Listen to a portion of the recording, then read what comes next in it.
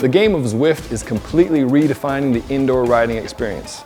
Not just in terms of the game itself, with new courses and new races and new workouts constantly being added, but it's also changing the face of the technology we use, whether that's smart trainers or smart bikes or even smart rollers and smart fans. In this video, we're going to walk you through the basics you need to get set up.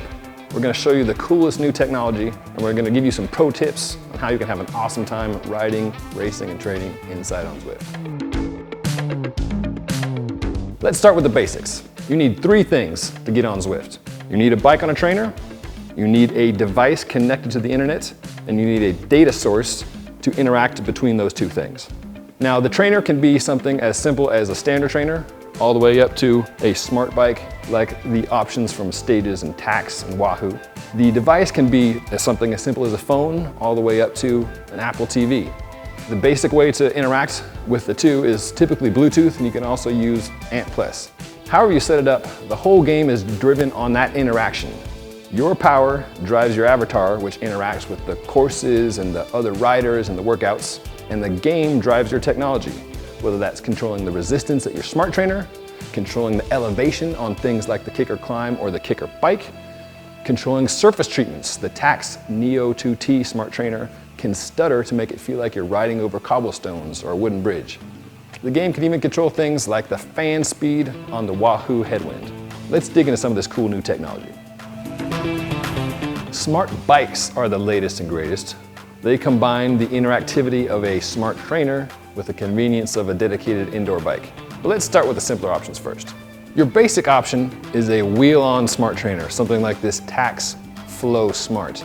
This you mount your bike onto like a normal trainer, and it measures your power, your speed, and your cadence, and it allows the game to control resistance. Your next category of options is the direct drive smart trainers. You've got models from Ceres and Wahoo and Elite. This here is the Tacx Neo 2T. Like the wheel-on smart trainers, the direct drive measures your power, your speed, and your cadence, and it allows the game to control resistance, either to set the prescribed wattage or to mimic the undulations of a climb. What is super cool about this Tacx model is that it also does surface simulations. When you're riding in Zwift and you go over cobblestones or a wooden bridge, this model will stutter ever so slightly, giving you the feel of riding over a bumpy surface.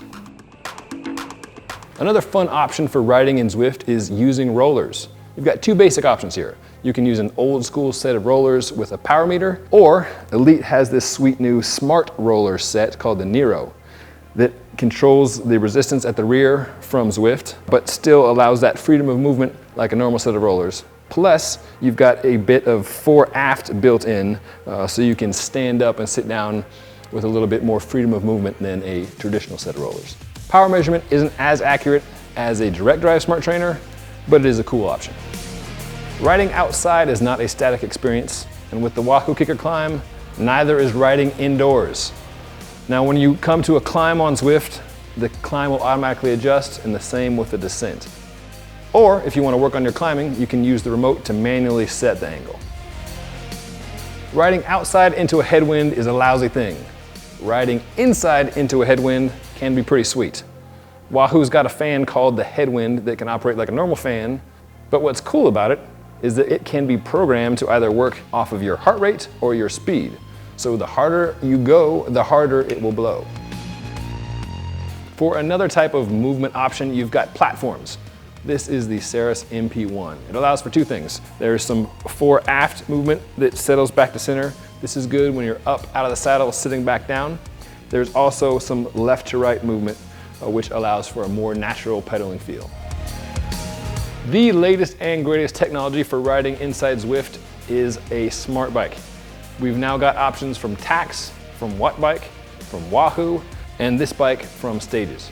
Now, the benefit to a smart bike is twofold. You have all the benefits of a smart trainer where resistance is controlled to match the undulations of a course or the specifications of a workout with the convenience of a dedicated indoor bike.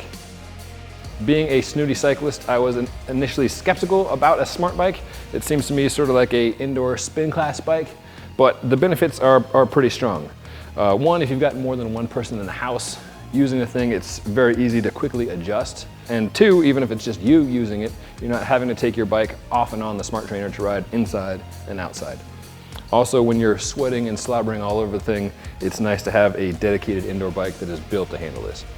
The Stages Smart Bike has buttons for shifting, so it can replicate the feel of riding outside, dropping it into an easier gear, putting it into a larger gear before you start your sprint. A little bit of trivia for you on Stages. Before they started making power meters for outdoor bikes, they had long been making indoor bikes. So the Stages Smart Bike in some ways is the culmination of the two. A history of making rock solid bikes designed for years of use and abuse, and power meter technology. The pinnacle of cool Zwift tech, the Wahoo Kicker bike. Like the other smart bikes, it has the benefits of a smart trainer measuring power, controlling resistance.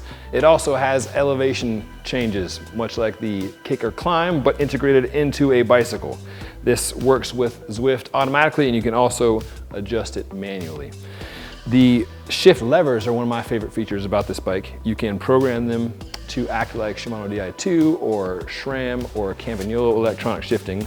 So when you're going up a steep climb, you can dump it down to the small chainring, move it up into the big cog, and spin more easily uphill.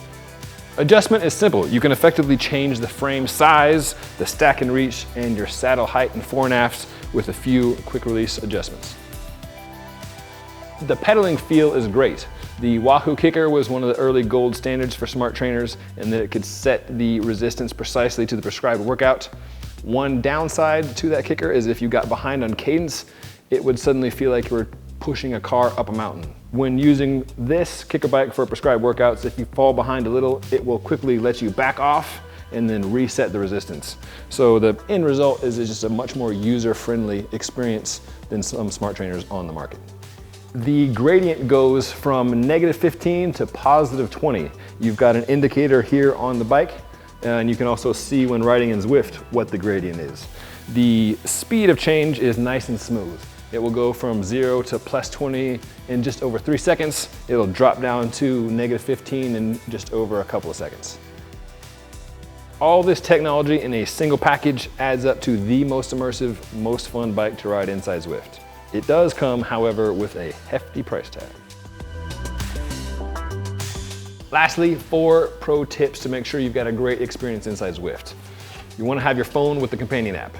You gotta have a fan if you're gonna be riding inside. You need the basics like a towel and your drinks. And then 4th, you need a place to put your stuff. Let's talk about the companion app.